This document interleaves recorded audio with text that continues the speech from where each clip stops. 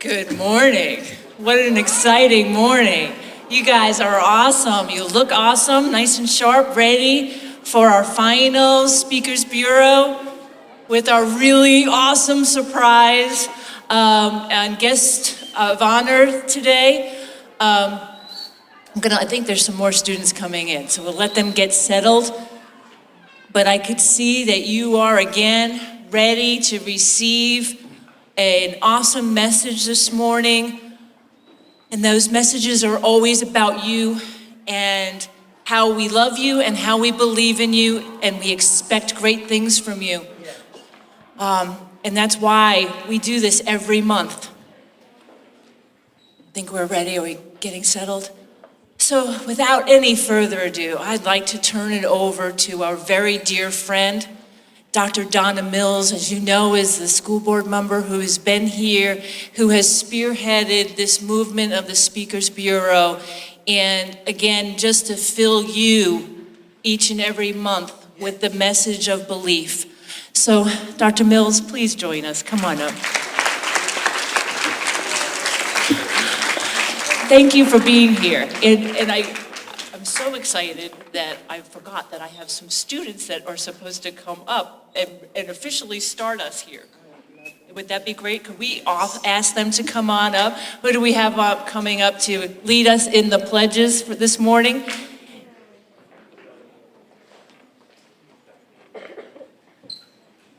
Good morning, ladies. Come on up. We have Stephanie Rubio and Giselle Esquivel, who are joining us this morning, and I'm going to turn it over to them first before we hear from Dr. Mills.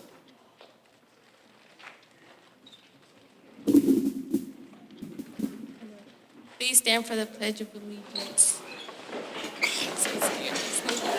Okay. I pledge allegiance to the flag of the United States of America and to the republic for which it stands, one nation, under God, indivisible, with liberty and justice for all. Please remain standing for the Kids at Hope pledge. I am a kid at Hope. I am talented, smart, and capable of success. I have dreams for the future, and I'll climb to reach those goals and dreams every day. All children are capable of success, no exceptions.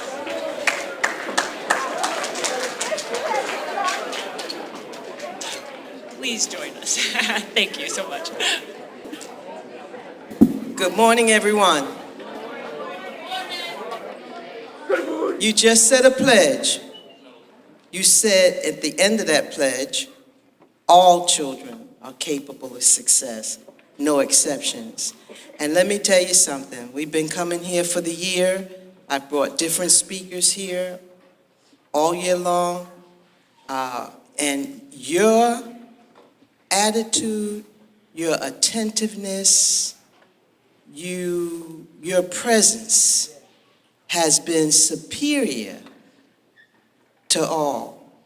You have been an example for this whole county to look at, and you have shown them that you are capable of success, no exceptions.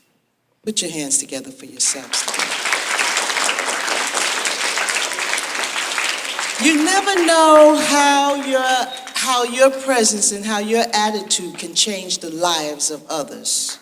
You have no idea how you influence, and even as an adult, we are still yet learning how we influence the lives of others. Today, you have a very important speaker that have come to speak into your lives today. And no doubt he's been looking on and watching. And now today, he has come to share his story with you. Your school, you're his children. You're my children too. I don't know if you know that or not. You're your principal's children too. We care about each and every one of you, and we see you and we watch you and we understand that every single one of you are capable of success. You can do anything you want in life. You can become anything you want to be in life. You just have to put the work in. It starts out with a dream. It starts out with a thought. It starts out with a desire. And then the only people that make it happen are those that will put the work into it. All you have to do is work it. And you need to start working it immediately, because what you do today will influence your tomorrow. I don't care where you come from or what your situation might be or your surroundings might be. It's up to you. It truly is up to you. It's your attitude that will bring success, your decisions in life that will bring success or failure. And we want every last one of you to be successful.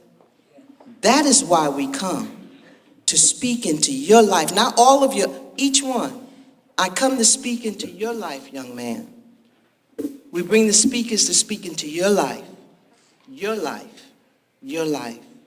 Each of you are an individual, and each of you are extremely important, and that is why the man whose name this school has become is here for you, because he loves you, he cares, he wants the school to be successful. You have before you that's going to come is Dr. Samuel Gaines.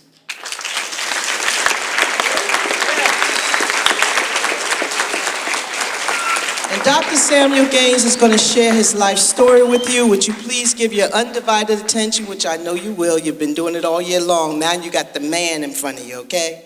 So would you please give your undivided attention as you listen to the story of Dr. Samuel Gaines. Put your hands together again for him.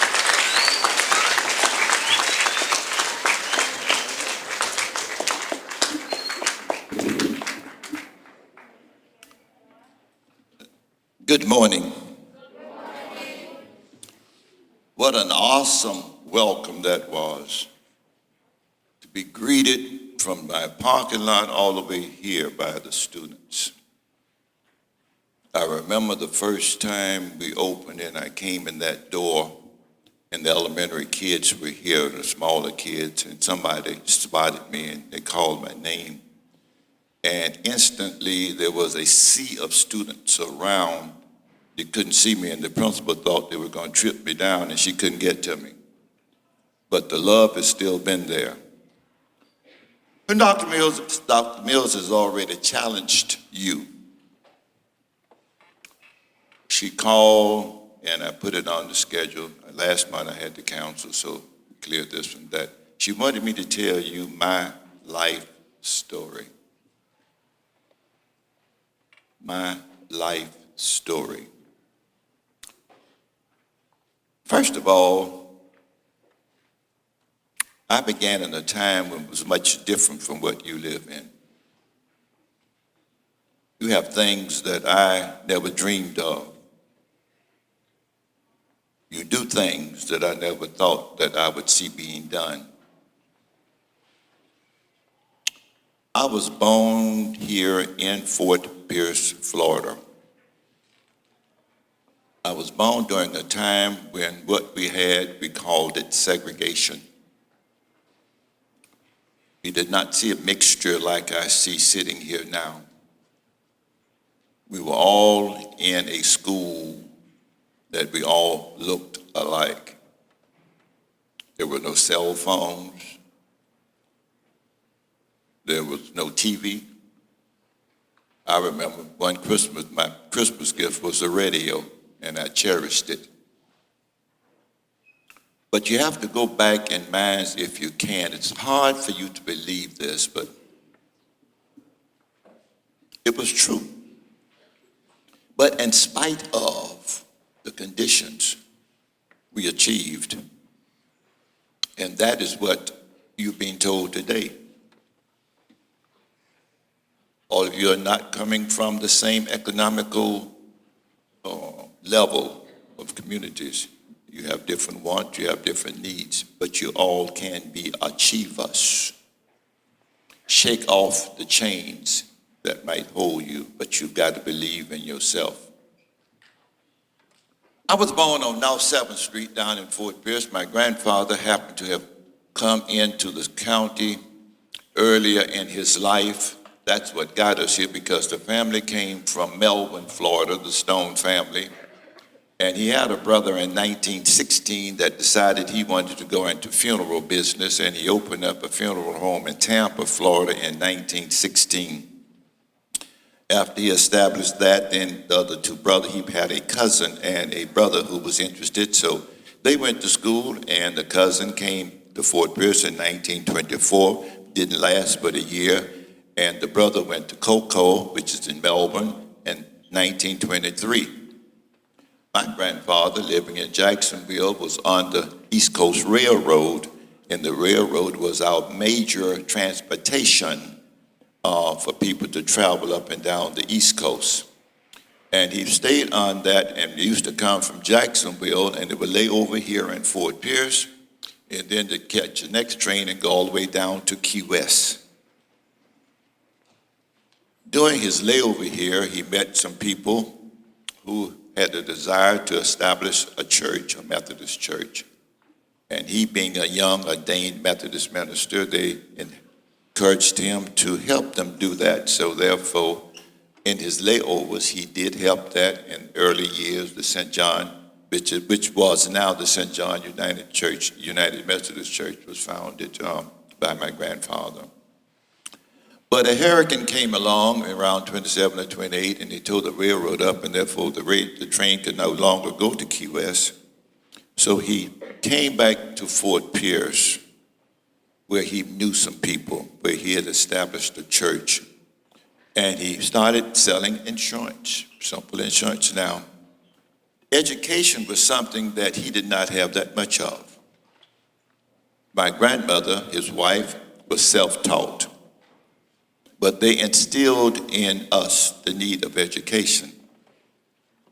After selling insurance, so therefore in 1932, he decided he wanted to join his other brothers, so therefore he went into the business here in Fort Pierce. So that's what I've been established, and I've been carrying it on since I came back home in 1961. I'll get to that later. But that was where I grew up. Can you imagine? For 25 years, I lived over and into a funeral home. Some of you don't even want to go in one now, but I had to live there. We had a park across the street. It had all type of playground equipment on one end, picnic tables on the other end, and I had to stand on my side and look because I could not go over into that park. I could not go and play on those swings and sliding boards. We had to find things to do at that time on our side. The streets that we went on to school was not paved. They were not paved. There was a bus that transported kids from North County and South County, but the rest of us were to walk. But you know, we found something that teachers, like teachers of the day, they cared about us. They never saw that, they never taught us that we could not achieve. We didn't realize what they were doing, but they were instilling some pride in us that would carry us through the rest of our lives. We did not know what a new textbook was. When we saw a new book, it would be wrapped so with newspaper on the cover that you didn't know what book it was because we were that protective of that book. These were conditions that we had to learn, but still we achieved. Coming on through school, graduating, didn't think we could go out into the world and be anything. But we found out when we left St. Lucie County, we had been prepared to stand tall among the peers that we would find out on other campuses as we went to colleges and different places and into the workforces. The technology was not there, as I said earlier. We had none of that. You heard me say earlier that my prize Christmas present one year was a radio. A little radio that I could plug in and I could listen to, not TV, but to stories, the news of what was happening. The first TV was something that was an awesome, was black and white. And later on, someone came up with an idea of taking a piece of colored film and putting over the front of it. So therefore, we had a color TV. All we knew was we saw some color. But these are the times. These were the times. As I said again, you're living in different times, and it's hard to believe. It's hard to believe. So you've got to adjust to what you're living in and make it up in your mind that you're going to be something or you're going to be somebody. You can't let anyone tell you you can't not do. When I graduated from high school, I never thought that I would end up doing what I did in life. You heard me say that I grew up in a funeral home. Yes, I grew up, and I wanted no part of it when I graduated because I knew everything about it and I wanted to do something else. My teachers had us to fill out, put colleges on applications, and I received a scholarship to a small school up in Alabama, Talladega College. And they sent me some money. I think it was $800. And that was a whole lot of money for a scholarship. You know. I said, I'm going to Talladega. Went to Talladega, and I graduated. Graduated and went on then. I was going to a research school in Indiana, but by fate, I came home. My grandfather was not doing well. And by that time, I was thinking differently that maybe I should consider trying to help take on the family business. Still, I did not want it. But I told him that I would stop my education and go to mortuary school in case something happened that I would have a knowledge of how to run the business. He simply said, okay. Didn't say you can do it, but he said, okay. So I went, finished, came home. Well, I finished school, old man, but I'm still going to college. I'm still going to my research. He said, okay. And in the process, not realizing he had shifted more of the responsibilities in my lap. And one morning I woke up and I realized that I had the whole load in my lap. I said, Lord, this is what it's for me. So I said, if this is going to be, I have to make myself happy. And I accepted that and I made that my career. 1961, I took it over. And I'm supposed to be retired now, but they got me working now more than I was working then. But no one knew that the day that I graduated that I would achieve and do things that was not heard. My association, you hear me talking about the morticians, not realizing I got involved with the working of the association. And because of what I had done in school, the leadership skills that I saw that I did not want, I accepted an office on the state level, not knowing that one day that led me to the presidency of the Florida Association. Being inquisitive and being me, I did the same thing on the national level. And in 5 years, I had worked myself and my way up to the national, which carried me around the country. When I was installed as president in Baltimore, Maryland, after the inaugural ball, I carried them across the viaduct and we boarded a ship there at the harbor of Baltimore. And we set sail, and we had breakfast. We had Cissy Houston's mother, Whitney Houston's mother, Cissy, on board, that she sang that night while we were sailing around the harbor. Champagne had been served, but after that, we served breakfast. And I said after that, they said, Mr. President, you have done something that nobody else has done. I said this, I said, I must make my mark to let y'all know that a little country boy from Fort Pierce in the state of Florida came this way and made a difference. And to this day, they have not done that. But this little country boy did it and made proud the name of Fort Pierce, Florida. During the same time now,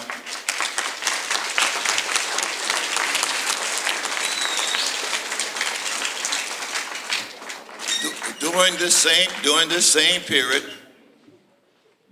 there was a doctor by the name of C.C. Benton that we all listened to, made a visit one day, and I said, now why is he stopping here wanting to see? He's been here many times. Sam, how you doing? So he talked to me. We ended up sitting out in one of the cars. And that's when he sprung on me that he was working with a committee as an advisory committee to the governor. And word had come down that if they could find a qualified black male or black individual, qualified that he would be considered to, he would be happy and would consider appointing him to a seat on the St. Lucie County School Board that was going to become vacant in a few months. When he told me that, I said, no way. My grandfather had instilled in me that you don't mix politics with the type of business we were in, because you make enemies and they won't come, and if you need them, they're mad with you over here, so they won't come and get you to serve them over here. So I said no. But after an hour of Dr. Benton, and I had to do something else, I said, Doc, go ahead and put my name in, knowing that I would not even be considered.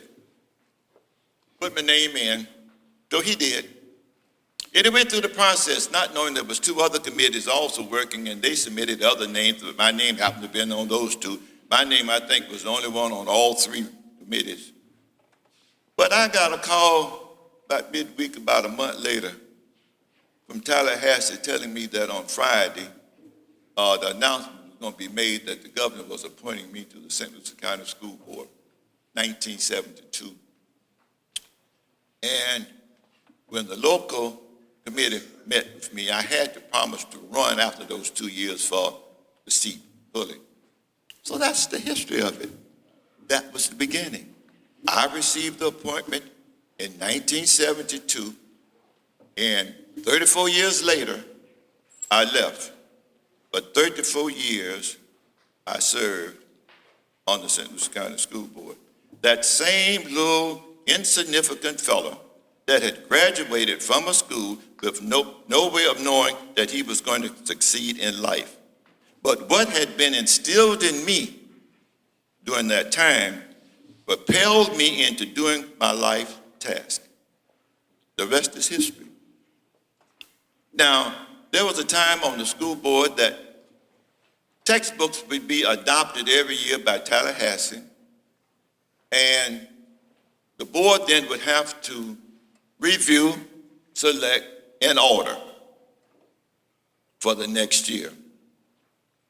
And I said, sitting there, I found it in a note that I wrote. I wrote this note. I said, you know, there's going to come a time when the world is going to be changing so fast that textbooks are not going to be able to keep up. Here I am, naive enough to put this down in writing, that there's going to be some type of device that a kid can have, and all of his textbooks will be in that one device, and they can plug it in somewhere, and wherever they are, and pull up whatever they need. And today, what do we have? Cell phones. Half of you cannot survive without a cell phone. If I ask you a question as to a history question, the first thing you're going to do is take your cell phone out and do one of these numbers right there. Oh, I have it. Technology. Didn't know anything about technology, but that's what you have to live with today, technology. And it's going to change. So as you mature and move through this setting, you're going to leave this setting. You're going to go to another school that's going to be demanding more from you. But you've got to take what has been instilled in you here at Gaines Academy and propel you into other areas of leadership. There's leaders sitting here. You don't understand where your life might lead you. But it's up to you. Boys and girls, it's up to you. You can make a difference. The world all around is changing. This town has changed. The state has changed. The nation has changed. But you can make a difference. Now, we're living in a time, what time I have? Well, I'm okay. We're living in an era that is confusing to, I'm going to say this, to some of us, old timers. have to deal with it because I have grandchildren that I can't understand. 23, 24, 22, 20. And I think they're crazy. One in Orlando went to work with green hair. I said, what? Tinted her hair green. The employer said, if you want to work here, you're going to get that green out of your hair. That's my grandchild doing this crazy stuff. Where did she get it from? I looked at her dad and I said, she must have got it from you because we didn't give it to you. He said, Dad, I don't know. But you are going to be challenged, all of you. But you've got to keep your self-respect. Fads come and fads go. Fads come and fads go. But you've got to stay straight. I'm going to hit some of the males now. Your pants was made to come up with either suspenders or a belt. Oh, somebody right there? They wasn't made to be worn down here. Nobody want to see your underclothes.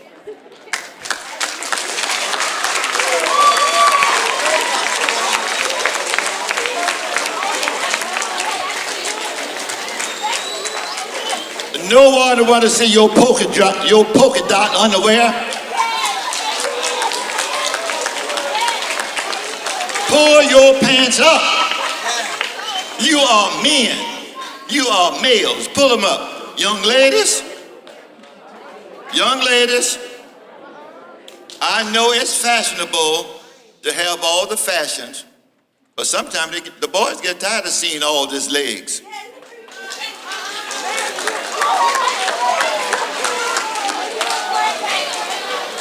It's not old-fashioned to have it down a little further. Let them at least think. Don't let them show everything. Keep them in suspense. But you've got to understand, you are making an image of yours. Because if you go to a job, let me tell you something else. Stay off of Facebook, putting everything on Facebook, because everything that you put on, somebody's reading it. As you mature, you don't know what will come back to haunt you, because somebody that you might want to get a job from will find something you did and you posted on Facebook years ago, and they're not going to hire you. These are just the facts of life. You are sheltered here at this. You are sheltered here in this school. But when you leave here, you're going to other high schools, and you're going to be challenged by all kind of different things. But you've got to keep it within your own self that I will make a difference. I will be different. Yeah. I am a leader. You can be a leader.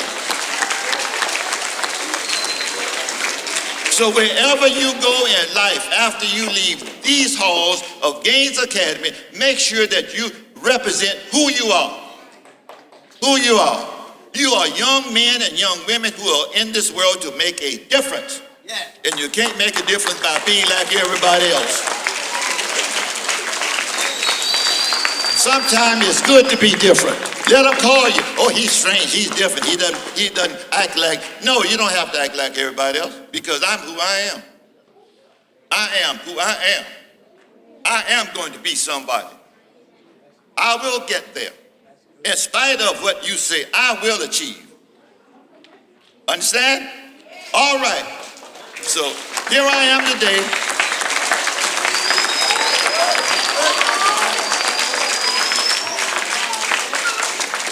Here I am today, a little nobody. Did nobody expect to be anything, because I didn't tell you 6 months after I was born, my mother took down with polio. I never knew my mother to walk. She was in a wheelchair. So I didn't tell you that. That was the other part of it.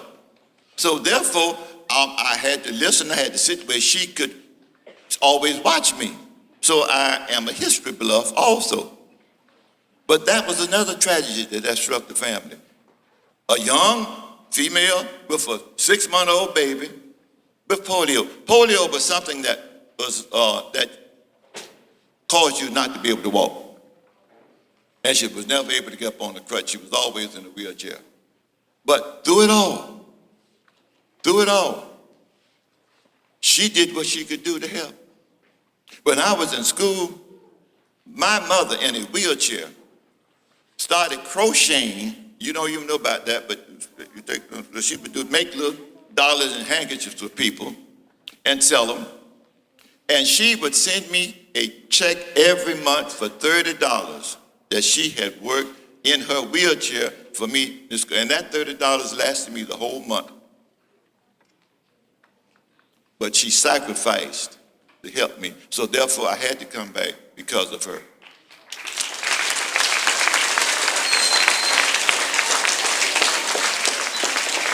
But if you don't remember anything else that I have said, I wouldn't change not one thing that God has allowed me to do and be blessed with because of the education that I received from the schools of St. Lucie County in Fort Pierce, Florida.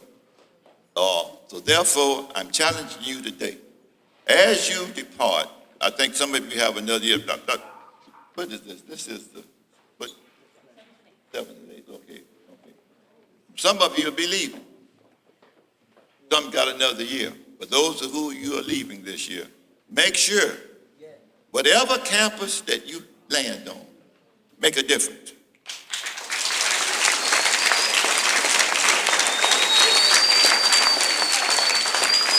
Always believe that you can.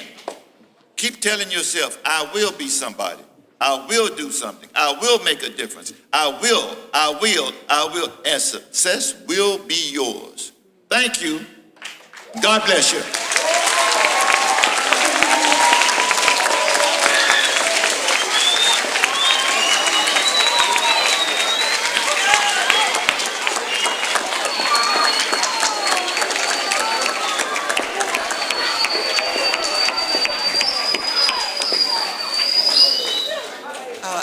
At this time, I noticed that we have another very important person here, and I would like to call her up to the podium at this time. Miss Carol Hilson, would you please come up?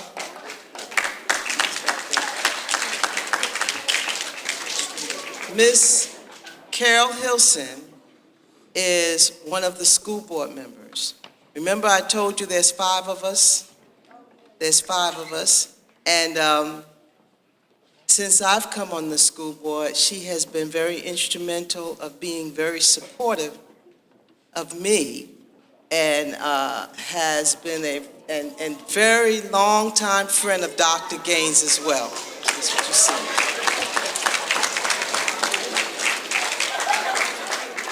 So we have a little extra time, so before we finish, I'm going to have her come up and maybe she'll say a few inspirational things to us this morning. But before she comes, again, I want to tell you this is our last Speakers Bureau for the year, and I want to thank each and every one of your teachers for the work that they have done all year long with you, young ladies and young men, and how they have been your mentors throughout the year, not only educationally, but I'm sure they have been a support system to you, and they are willing to do anything they can to help those who want to help themselves.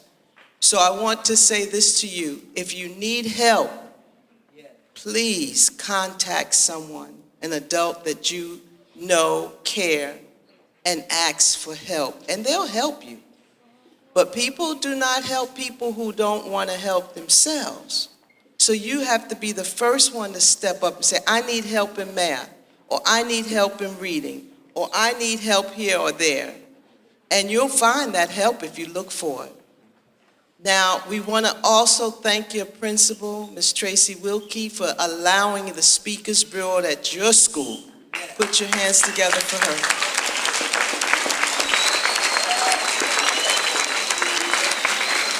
And all of your assistant principals as well for and administration and the support staff and everyone that has made Samuel Gaines School great this year. We want to put our hands together for them.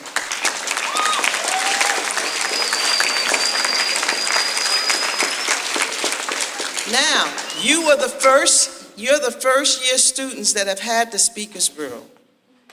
Next year, we will be here as well, and we currently have, and I just added a couple of names in, We currently have 90 speakers out of this community that is ready and willing to go throughout our school district and be a part of the Speakers Bureau. So even though they're not here, put your hands together for them. And young men, you're going to really appreciate this, young men, because out of those 90 speakers currently right now, 85 of them are males.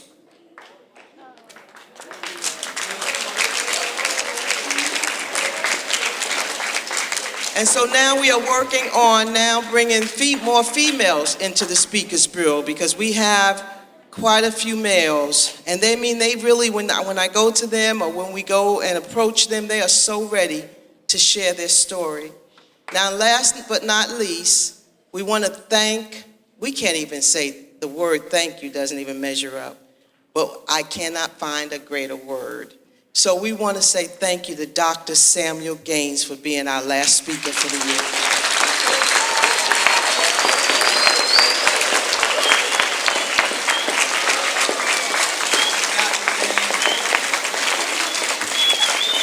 We also want to thank my husband of over 40 years for being so supportive of this Speakers Bureau. Please put your hand for Pastor Kenny Mills.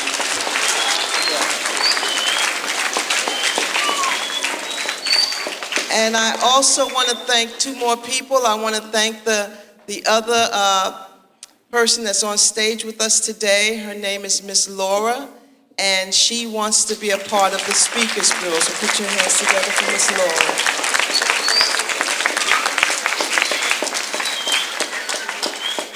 And then I want to thank one more person here.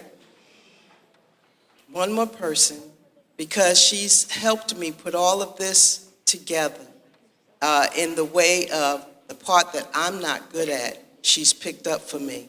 And I'm not good at the organizing this whole thing. I can go out and get the speakers. I can make sure they get here. But don't you know, everybody has a special ability and a special skill, and I want to acknowledge that today, because she has put all of those speakers together, and she'll be making contacts and so forth, and you all know her. That's Miss Kiyomi. Raise your hand.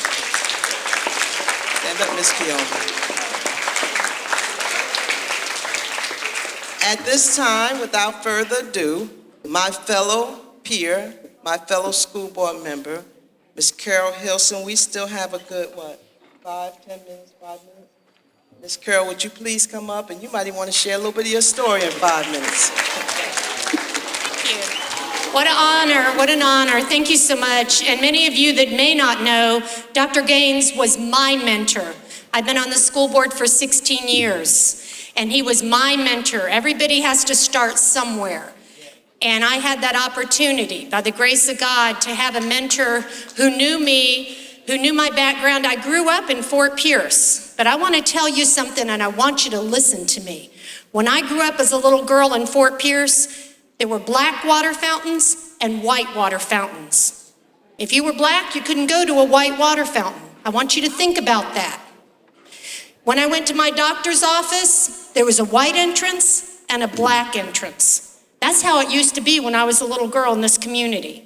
And I remember asking my parents, and my grandparents were actually immigrants to this country. And I was raised that you judge somebody by who they were, not by the color of their skin or the language that they spoke.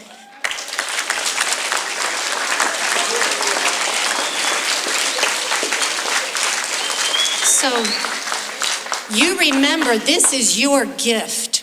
You can go to any entrance you want. You can go to any water fountain that you want, and there is nobody that is going to stop you. Do not waste this gift that you are given to be anything you want. You can be anything. I was a single parent with 3 daughters. They went to school on Pell Grants. 2 of them just finished their master's degrees. They were teachers in the school system. You can do it. You can.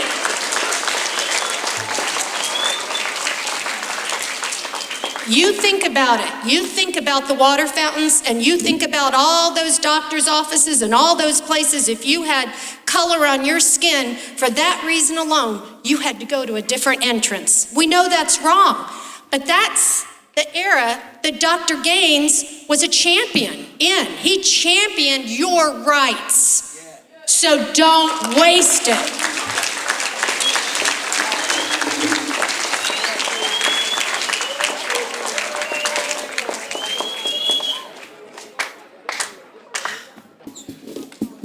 Reverend, come on up. Wow, again, another amazing morning that you had the opportunity to hear from people from the community, much larger than we are here at Gaines Academy, coming here again to tell you that you can do anything that you want. And that is our message that we have to you every day. And Dr. Gaines, if you could join me up here.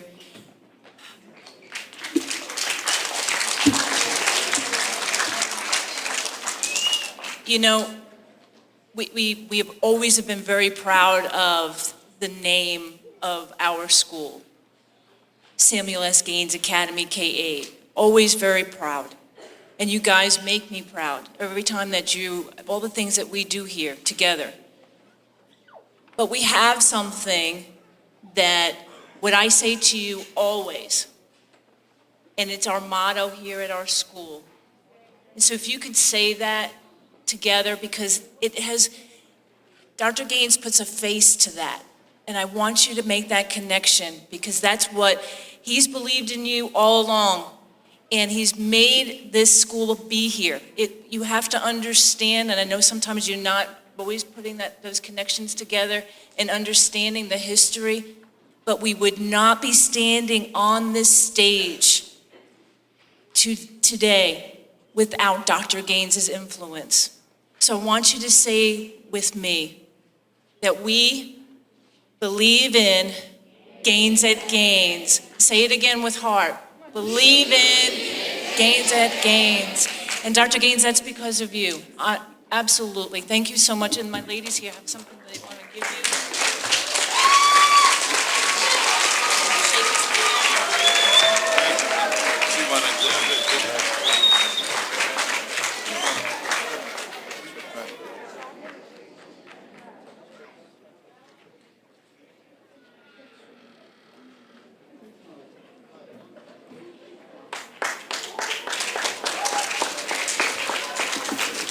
And I know that there were some posters brought in. If we could have those brought up to give to Dr. Gaines.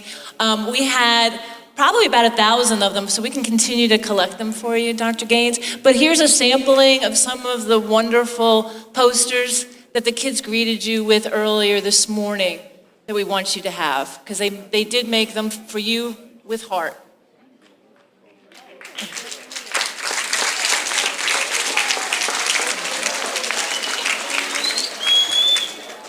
And Dr. Mills, if it's okay, let me see, she's not typing.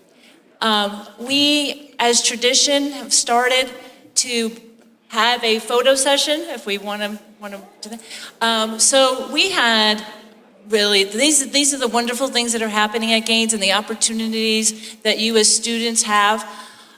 We have students who were chosen based on their achievements to participate, along with Mr. McKenzie, in a drone project. And they were part of a drone, they built the drones, and then they had a contest and a big ceremony in regards to those achievements. So if I can have everybody, the students who were involved with the drone project, to come on up. You are the ones who are being selected this month to be part of our traditional photo. And Mr. McKenzie, if you would join us as well, and we can all come together. Come on, guys, come on up.